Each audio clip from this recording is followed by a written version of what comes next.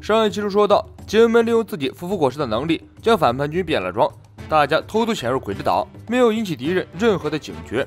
凯多手下的最强真打凌空六子登场，其中包括海军的卧底德雷克。另一边，凯多爆出了一个惊人的信息，他居然有一个儿子。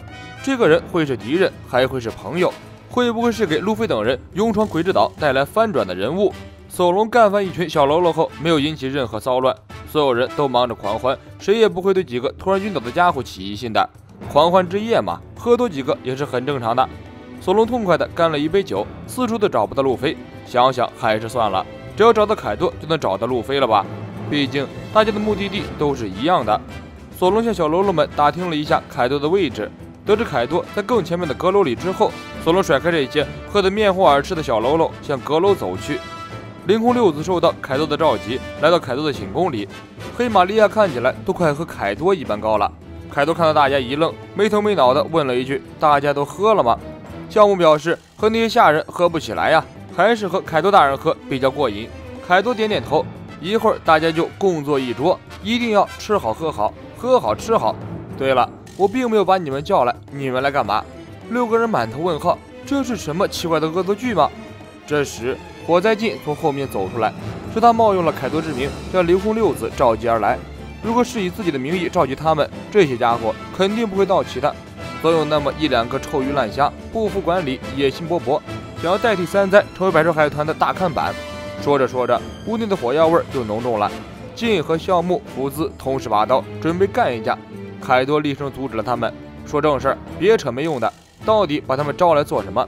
凯多看向晋，晋神秘地说：“不是因为那件事吗？”哪件事？凯多突然恍然大悟，把自己的秘书长、百兽海团的真打、人造恶魔果实、无属形态的宝皇召唤过来。宝皇拿着一张纸宣读了宴会的流程，根本和凌空六子一点关系没有。大家都要听睡着了，凯多才说出了交给他们的任务：把我的儿子大和找出来，带到我的面前。根据宝皇宣读的宴会流程，宴会结尾的时候，凯多要有一个重要的讲话，而这个讲话和大和有着紧密的关系，所以大和必须要到场。从众人的反应中可以看出，福字福和孝木是最跑管的2个人，其他人都没发表什么意见，这俩人却一脸不服。福兹直接问：“如果找到大和有什么好处？”凯多咧开嘴笑了笑：“如果找到了，就给你指名挑战大看板的权利。”福兹和孝木一听都来了兴致，当即点头答应。福兹和其他人分开后，立即召集来了自己的小老弟儿，帮忙找出凯多的儿子大和。众人答应一声，各自散去。福兹看向奎因的方向，喃喃自语：“奎因这家伙真敢说呀，居然有一个想要除掉的人。不过巧了，我也有一个想杀的人。”鬼之岛的蹦迪现场，路飞听到一群人正在调侃简陋村的穷人们被小鱼当成奢侈食物的红豆年糕汤，居然被这些家伙泼来泼去，当作玩具来玩。路飞气得大怒，举起一桶桶的红豆年糕汤就往嘴里倒，肚子撑得浑圆。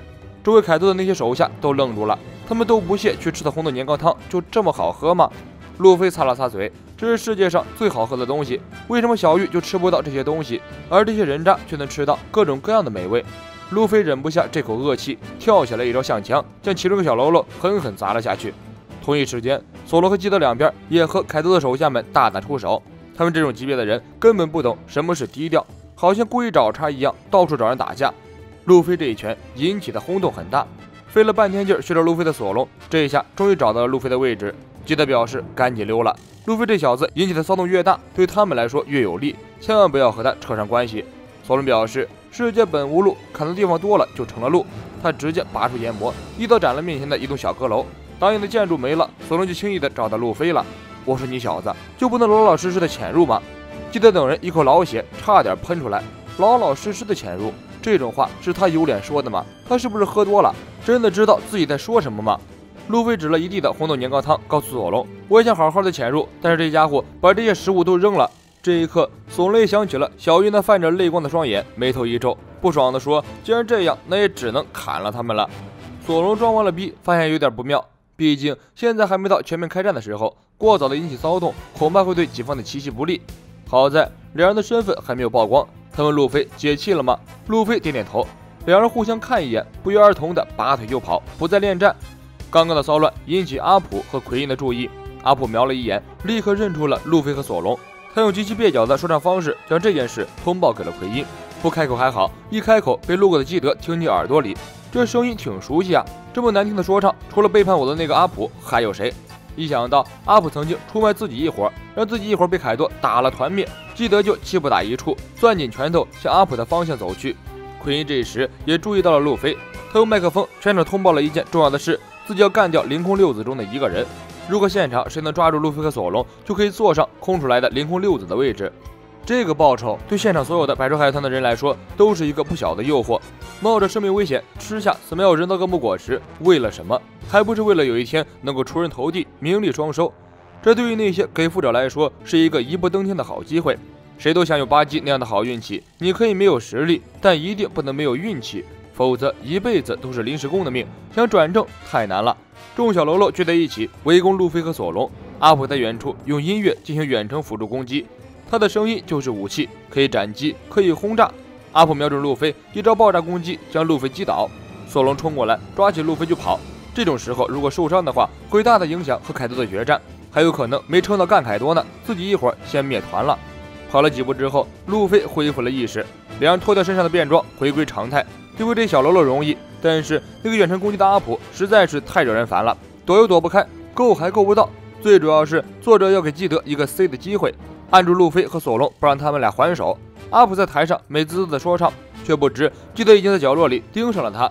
一看到阿普那双大板牙，基德就想起了遇见凯多的那个风和日丽的早晨，天上掉下个可爱多，团灭了基德的海贼团。基德找到了狙击阿普的绝佳位置，伸出手臂将四周所有的金属全部吸了过来，组装成了一个巨大无比的爪子。基德跨过人群扑向阿普，阿普看到基德吓得惊慌失措，基德面带微笑甩出手臂，一拳头捶在阿普的脸上，一阵巨响，基德几吨重的废铁手臂将阿普摁在了废墟中，死死压了下去。基德一闹，奎因又注意到他这边了，眼珠子差点飞出来，这他妈咋回事？兔警的看守长大象哥明明说路飞和基德都被关进了牢房，兔警一切正常，现在这两个最喜欢闹事的小子都出现在了宴会，兔警这不是失手了吗？大象哥那个狗居然给自己骗了。阿普这家伙身子骨也真是好，从一片废墟中爬起身，基德走上前一把抓住阿普的衣服，你这个王八蛋居然是凯多的情报员，怪不得我们每次行动都被凯多掌握得一清二楚，都是因为你小子泄露了情报。阿普冷笑一声，你这家伙是有多幼稚？你以为凭我们几个联手够给四皇挠痒痒的吗？别扯了，而且海贼同盟这种东西就从来没有好结局。阿普指向基德，用自己的声波攻击将基德斩倒在地，基德爬起身把两只手都武装上了金属，阿普则用声波继续干扰基德。远处有小喽啰用炮弹攻击基德，基德用手一推，利用磁极的关系将炮弹反弹回去。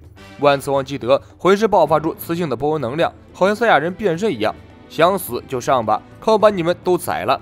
小喽啰请示奎因，这些人实在是太难搞了，打也打不过，杀也杀不死。奎因深深吸了一口雪茄，平静地说道：“可以杀了他们。”小喽啰领了命，这下子可以放开手脚干了。基德这边和阿普打得难分难解，基拉冲破重重包围，来到基德的身边，提醒基德差不多该收手了。他们已经暴露了身份，这样下去，敌人只会没完没了地赶来。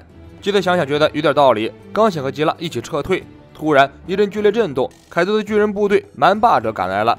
这个身穿黄颜色运动服的家伙比巨人族还要高大，性情更加暴躁。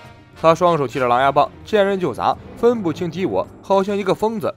黄衣大哥砸了一圈之后，看到了基德，一棒子抡下来。基德伸出自己的磁力手臂对抗，旁边的小喽啰找准机会，用燃着火焰的弓箭瞄准了基德，想偷袭一波抢个人头。突然窜出来一个身影，一脚踢飞了小喽啰手中的火箭，一拳头干掉了偷袭者。刺头大哥，赶紧溜啊！我们的目标是凯多吧？在这里被拖住就不妙了。黄衣蛮霸者站起身，举起狼牙棒，对路飞和基德就是一击。基德的两个手下跳出来，拖住了蛮霸者，催促路飞和基德赶快离开，直接干凯多就完事了。路飞和基德一路狂奔，和索隆汇合后向凯多的城堡赶去。